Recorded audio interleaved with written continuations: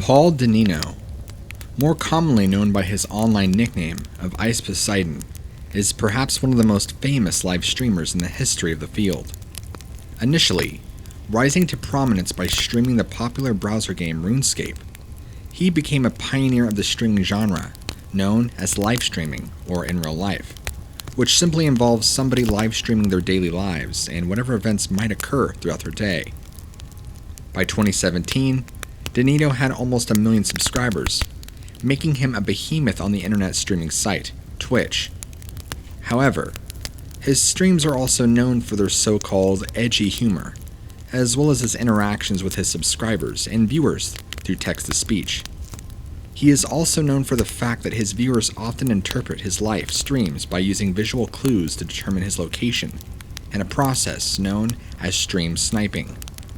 This has led to various memorable incidents, including one such event when a viewer entered the restaurant he was eating in, before proceeding to spray the entire place down with a fire extinguisher. Ice Poseidon has also been unfortunate enough to catch some highly unusual and disturbing things on some of his live streams.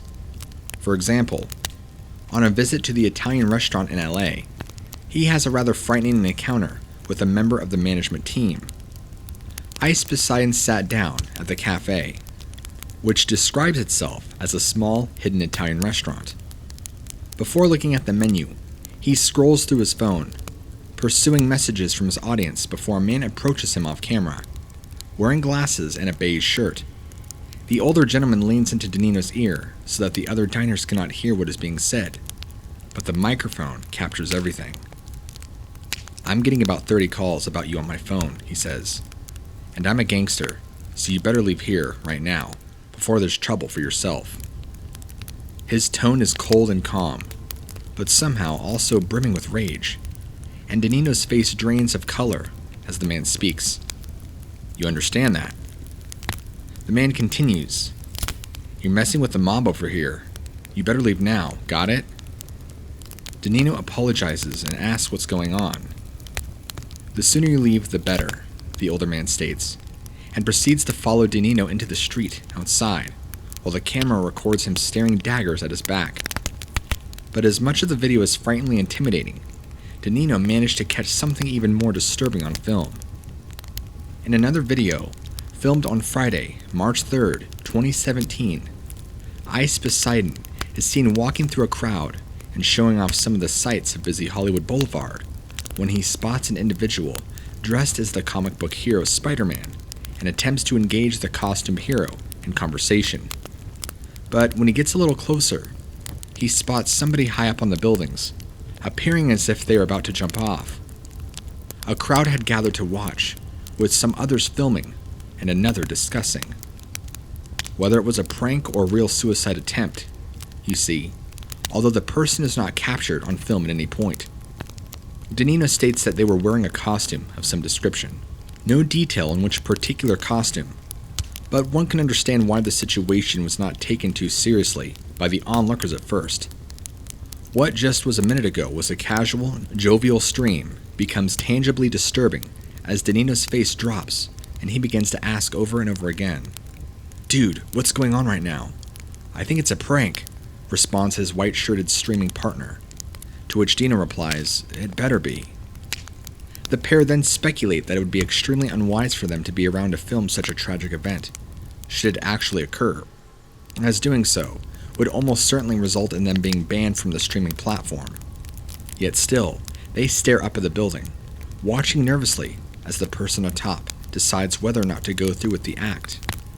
"That's not far enough to die, though," Denino's partner says, as it is wishful thinking at best. "Dude, that is definitely far enough to die," he retorts, as a visible amount of dread is etched into both their faces.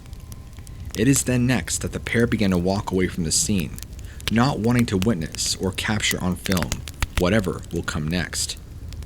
However, just for a brief moment, Denino stops and turns back towards the scene, audibly expressing how he'd almost like to hang around to watch the person get tackled by the cops or something.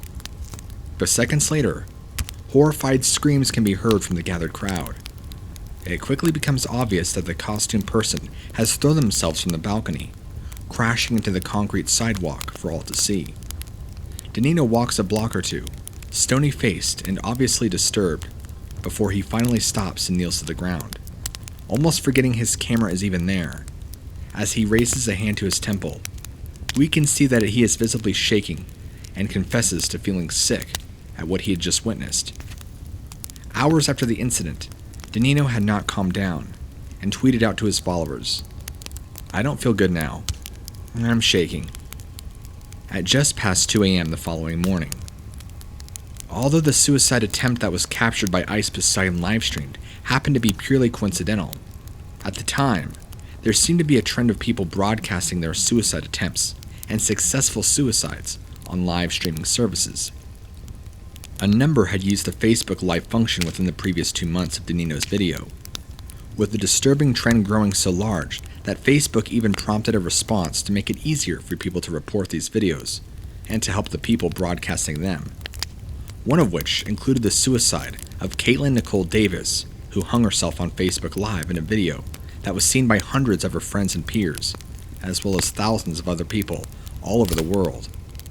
She had demanded that Facebook block these horrendously disturbing videos entirely, and once they were reported, some had demanded that Facebook block these horrendously disturbing videos entirely once they are reported, with some experts saying the viral nature of the videos led other teens to make copycat attempts.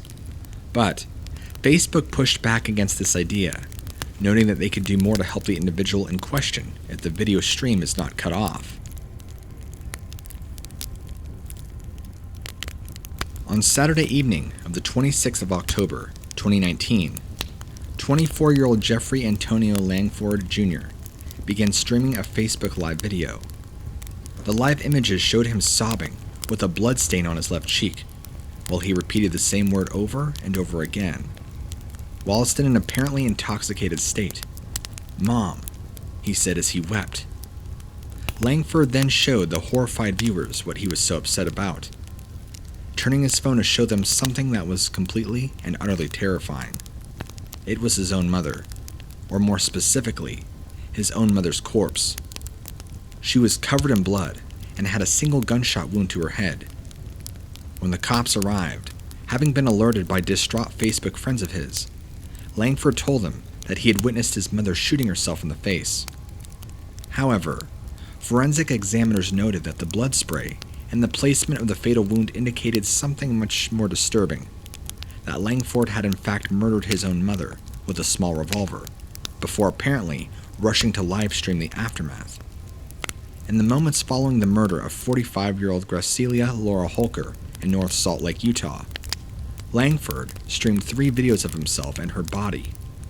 He insisted to all that were turned in that he did not kill his mother, and repeats the claim that she committed suicide in front of him. However, according to court papers, in the very next breath, he seems to reverse himself by saying that his mother isn't dead at all, and insists he needs to finish the job to prevent her from further suffering. A second video again that Langford livestreamed once again repeats the suicide claim, with Langford promising that he would not be going to jail, because despite what things might look like, he hadn't done anything wrong. A disturbingly revealing statement indeed. Then, a further third clip shows Langford insisting that his mother deserves a good send-off, and that he lost her the same day he lost his dad. This could easily have been some sort of plea for sympathy, given that Langford was indeed guilty of the crime and wished to deflect any suspicion of himself.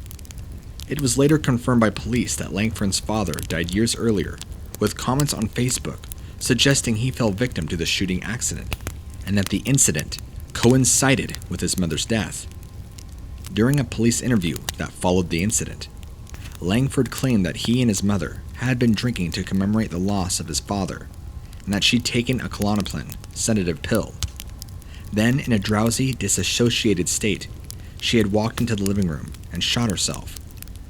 But also during the interview, Langford began to make contradictory statements that alerted police to the inconsistencies in the case, and drew their suspicions to him. But, also during the interview, Langford began to make contradictory statements that alerted police to the inconsistencies in the case, and drew their suspicions to him. He offered 2 different versions of what he claims happened that evening, stating that his mother had shot herself inside, while then claiming that she'd killed herself outside in the backyard. Then, when the police asked Langford why he hadn't dialed 911, he reportedly claimed that he was scared that she would shoot him, which once again caused them to doubt his story. What's more, his mother was found with the gun in her right hand. However, a subsequent police report stated that the handgun was in his mother's right hand, yet it was not consistent with a suicide because the revolver hammer was in the cocked position, meaning that whoever fired the fatal shot had also been able to recock the hammer, and obviously, a suicide would be in no way to do something like that. Additionally, the handgun's 6-round cylinder was also found to have 3 unspent rounds and 3 empty chambers with nothing in them. The rounds had been fired recently too, meaning that more than one bullet had been fired in the incident, which would be highly irregular for a suicide. Police then found 3 more casings in Langford's room, away from his mother's body, which was found in the living room, meaning she had been killed in one room, then dragged into another, where Langford had recorded the Facebook videos. As a result of the murder of his own mother, he was quickly charged with first-degree felony murder and second-degree felony obstruction of justice over claims he lied about his mother's murder.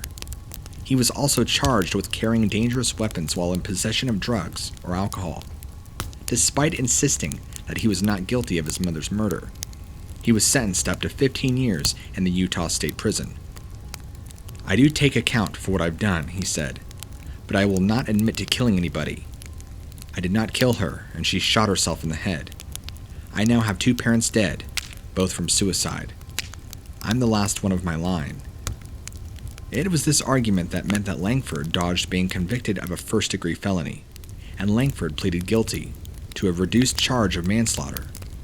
But what's clear is that we may never really know if Langford actually killed his mother or merely assisted in her suicide. But it's painfully and disturbingly true that he was present enough to make an actual video of what had occurred that evening, making a public event out of one that should be deeply private.